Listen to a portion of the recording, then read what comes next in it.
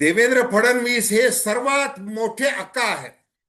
देवेंद्र फडणवीस हे रावण आहेत. अशा शेलक्या शब्दांमध्ये बच्चू कडू यांनी अनेकदा प्रहार केलेला आहे. आणि शेतकऱ्यांचा नेता, दिव्यांगांचा नेता, आदिवासींचा नेता आणि कणखर आणि आक्रमक आंदोलन करणारा नेता आणि हाडाचा शिवसैनिक म्हणून एकनाथ शिंदे यांनी बच्चू कडू यांना थेट शिवसेनेत प्रवेश दिलेला आहे. आणि इतकंच नाही तर विधान परिषदेची आमदारकी देखील दिलेली आहे. आणि इतकंच नाही तर पुढे त्यांना मंत्री केलं जावं यासाठी देखील प्रयत्न केला जाणार आहे. एकूणच ही जी विधान परिषदेची निवडणूक सगळ्या पक्षांनी बिनविरोध करायचं ठरवलं, ते अगदी शेवटच्या क्षणापर्यंत सौदेबाजी करत असताना ज्या वेळेला ठरलं की आता सौदा पक्का झालेला आहे, त्यावेळेला निवडणूक बिनविरोध ही झालेली आहे. आणि मग स्वतःचं पक्षीय बळ कसं वाढवायचंय, नेता म्हणून आपलं स्थान कसं बळकट करायचंय, याचा सगळा हिशोब करत प्रत्येकाने डाव मांडला आणि जिंकलेला आहे. त्याच्यामध्ये एकनाथ शिंदे यांनी जे बेरीज केलेली आहे, ती बेरीज आता भारतीय जनता पार्टीला मोठं आव्हान ठरणार आहे. विशेषतः मुख्यमंत्री देवेंद्र फडणवीस यांना ती मोठी डोकेदुखी ठरणार आहे. आणि त्या संबंधी आपण थेट विश्लेषण करतो. नमस्कार, जय महाराष्ट्र. मी डॉक्टर अनिल फळे. माझी आपल्याला विनंती की चॅनल सबस्क्राईब करावं, सबस्क्राईबचं बटन दाबावं आणि आपली प्रतिक्रिया बिनधास्तपणे नोंदवावी. तटस्थ भूमिकेतून स्वतंत्र पत्रकारिता म्हणून सर्वसामान्यांच्या दृष्टिकोनातून आपण चर्चा करत असतो.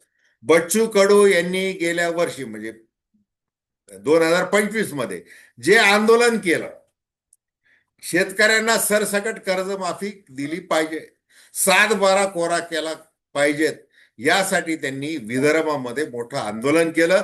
आणि त्यांना राज्यभरातून शेतकऱ्यांचा प्रतिसाद मिळाला. वेगवेगळ्या शेतकरी संघटनेच्या नेत्यांनी देखील बच्चू कडू यांच्या आंदोलनाला पाठिंबा दिला. मग ते नवले असतील, शेट्टी असतील, या सगळ्यांनी देखील पाठिंबा दिला. आणि मग सरकार करणार काय? मुख्यमंत्री देवेंद्र फडणवीस यांनी मग एक समिती नेमली. आर्थिक सल्लागार, जे मुख्यमंत्री कार्यालयाचे आर्थिक सल्लागार प्रवीण परदेशी आणि मित्रा या संस्थेचे कार्यकारी अधिकारी आहेत, त्यांच्या अध्यक्षतेखाली एक समिती नेमली.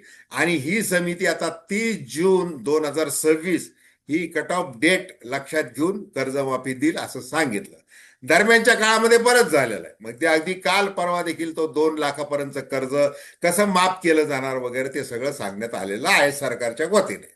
आणि मग हे जे श्रेय आहे, हे श्रेय जसं बच्चू कडू यांना मिळालेलं आहे, आता ते शिवसेनेत गेल्यामुळे आता ते एकनाथ शिंदे यांना मिळणार आणि मिळालं आहे असं समजा. कारण की प्रहार जनशक्तीचे जे लाखाच्या वर जे सगळे सदस्य आहेत, त्यांचा आता पहिला मेळावा होईल, त्याच्यानंतर राज्यभर दौरे होतील. हे सगळं केलं जाईल अतिशय पद्धतशीरपणे. आणि मग आता सौदेबाजी ज्या वेळेला राजकारणात होत असते, त्यावेळेला पहिला सत्ता आणि त्याच्या या सत्तेबरोबर रसद किती हा प्रश्न येतोच. आणि बोलायचं एक असतं, करायचं दुसरंच असतं. जसं बच्चू कडू काल ज्या पद्धतीने बोलत होते की मी एका आमदारकीसाठी असं होईल, तसं होईल, सत्तेत जाईल, अमुक करेल, तमुक करेल, अशातला नाही वगैरे वगैरे, ते त्यांनी सगळं सांगितलं. म्हणजे मी थेट विलीन होणार नाही किंवा पक्षप्रवेश करणार नाही असं त्यांनी ध्वनित केलं होतं. आणि सगळ्या गमती गमतीमध्ये तुमच्या सूत्रांनी काय सांगितलंय वगैरे असं ते विचारत होते. आज मात्र त्यांनी एकदम काय केलं, त्यांनी पलटी मारली. त्यांनी शिवसेनेत प्रवेश केला. त्याच्यानंतरही त्यांनी तेच वक्तव्य केलं. माझी जी लढवय्या प्रहार संघटना आहे, ती संघटना शाबूत ठेवून मी एकनाथ शिंदे यांची शिवसेनेची शक्ती कशी वाढेल यासाठी प्रयत्न करणार आहे असं त्यांनी सांगितलं. आणि आमची मग गेल्या 24 तासांमध्ये चर्चा काय झाली, तर ती चर्चा ही झाली आमची की शेतकऱ्यांच्या आत्महत्यांचा प्रश्न आहे, शेतकऱ्यांना हमी भाव मिळाला पाहिजे, यासाठी कसं केलं पाहिजे, दिव्यांगांचे जे प्रश्न आहेत, तुमच्या कृपाशीर्वादामुळे जे काही दिव्यांग कल्याण मंत्रालय स्थापन झालेलं आहे, ते अजून कसं बळकट केलं पाहिजे वगैरे वगैरे, अशा सगळ्या सामाजिक विषयी आमची चर्चा झाली. आणि त्या संदर्भातल्या मागण्या सगळ्या मंजूर केल्या एकनाथ शिंदे यांनी. आणि म्हणून मी आता काय करतोय, शिवसेनेत प्रवेश करतो. आणि मी मूळ शिवसैनिकच. मग एकनाथ शिंदे यांनी बच्चू कडू यांचं तोंड भरून कौतुक केलं. ते कसे मूळचे शिवसैनिक आहेत, लढवय्या कसे आहेत, आणि इंटू ब्रॅकेट राडा वेळ प्रसंगी कसे करू शकतात वगैरे वगैरे ते त्यांनी सांगितलं. मग ज्या वेळेला आता बघा, मनोज जरांगे पाटील यांचं आंदोलन अक्षरशः पेटलेलं होतं आणि देवेंद्र फडणवीस यांना पद्धतशीरपणे टार्गेट करण्यात आलं होतं. ते का? कारण की एकनाथ शिंदे यांचं बळ होतं, असा आरोप झालेला आहे. असा आरोप झालेला. त्याच्यात किती तथ्य वगैरे ते जाऊ द्या.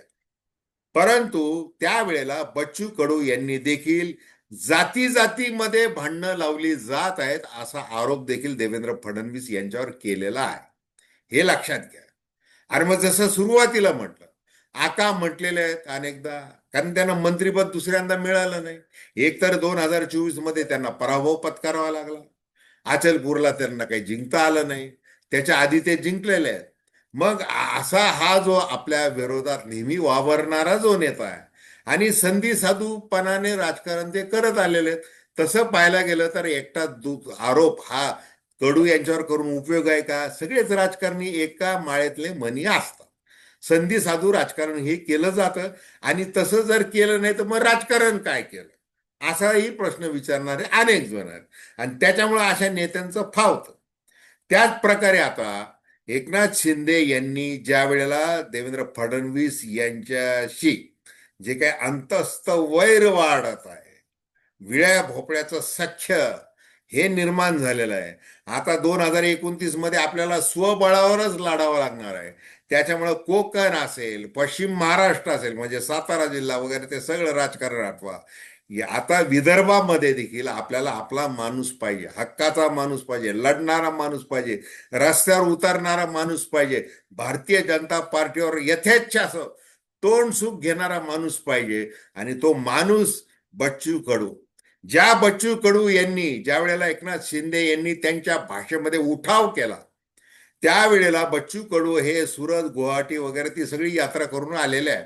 मग 50 खोक्यांचा लाभ त्यांना देखील झाला का, असा देखील प्रश्न विचारला गेला. बरं, आता हे कोणाच्या आशीर्वादाने झालं सगळं? हे भारतीय जनता पार्टी मधल्या चाणक्यांच्या आशीर्वादाने झालं. लोटस ऑपरेशन झालं. आणि बघा, दोन्ही पक्ष फोडून कसा सत्तेमध्ये येऊन बसलोच की नाही, अशी कॉलर उडवत देवेंद्र फडणवीस बोललेले आहेत. म्हणजे काय, की आपल्याच कर्माने जे काही राजकारणामध्ये करता येतं त्याची परतफेड म्हणजे ती वेळेनुसार देखील ती करावी लागते. आता देवेंद्र फडणवीस हे काही कच्च्या गुरुचे चेले नाही.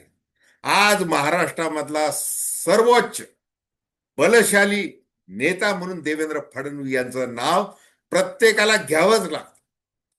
म्हणजे त्यांनी असं काय करायचं बाकी ठेवलेलं आहे की त्याला राजकारण, म्हणजे त्या राजकारणातल्या सगळ्या ज्या सैद्धांतिक व्याख्या आहेत, त्या व्याख्यांना व्यवस्थितपणे तिलांजली कशी दिली पाहिजे, वर कसं सांगता आलं पाहिजे. आम्ही काही संन्याशीची वस्त्र परिधान केलेली नाहीये. आम्हाला हे करावं लागतं, ही कूटनीती आहे असं सांगावं लागतं.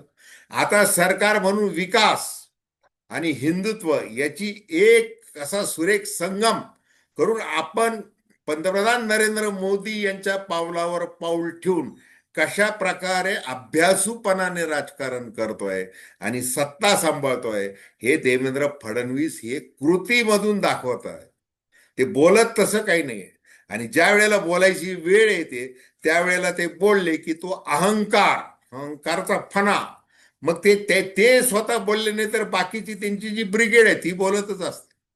मग आता एकनाथ शिंदे हे भलं किती आमच्या सरकारने असं केलं, आमच्या सरकारने तसं केलं, आम्ही मुख्यमंत्री देवेंद्र फडणवीस यांच्याकडे गेलो, मग ते कसं झाले, आमचे निर्णय कसे झालेले आहेत, शेतकऱ्यांचा हिताचा निर्णय कसा झालेला आहे, कर्जमाफी कशी केलेली वगैरे वगैरे, ते वरवरचं सगळं बोलत असतात.